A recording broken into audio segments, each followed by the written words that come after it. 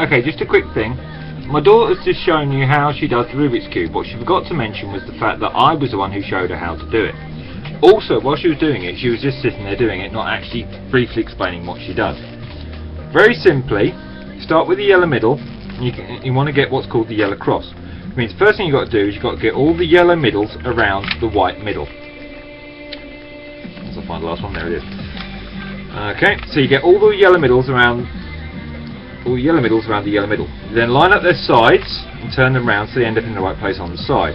So, like you got a red there, actually the red one, move it over to there, blue one there, move it around to the blue, move the orange around to the blue. And then you end up with the yellow cross on the bottom. Admittedly, she does the white one, where I do it the yellow way just because I find it easier to follow. Then you've got to complete the yellow square. So you then got to move up to there, move that across, move that down, and that gives you a corner. Same again, I get an orange, I get a red one, move that up, move that across, move that down, move the green, that goes down, get the blue, and then there's one more to go which I've just got to move up, and then of course you end up with the yellow bottom done, or the bottom layer depending on your personal preference.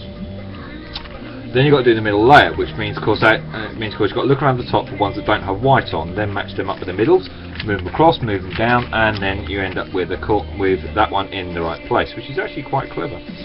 Then of course you put the orange. Then of course there's the next one. Basically, do all the middle layers until you end up eventually with the middle layer done. So I'm trying to keep this on camera, but it's a little bit tricky. Okay, so end up with the middle layer done. You then need to do the white cross, which conveniently has solved itself, which is quite nice when that happens. You then have got to complete the white layer on the top.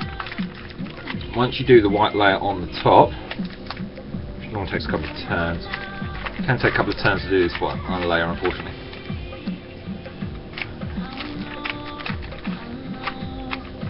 White layer is then done. You then got to complete the top layer, which conveniently is, we'll skip the steps, so I'm going to go straight on to the last step, of course, which is you just do that one across there, that one out there, that one out there, that one out there, and that one there, and then eventually end up with the thing complete. Quite clever, huh? Anyway, that's how my daughter does the Rubik's Cube.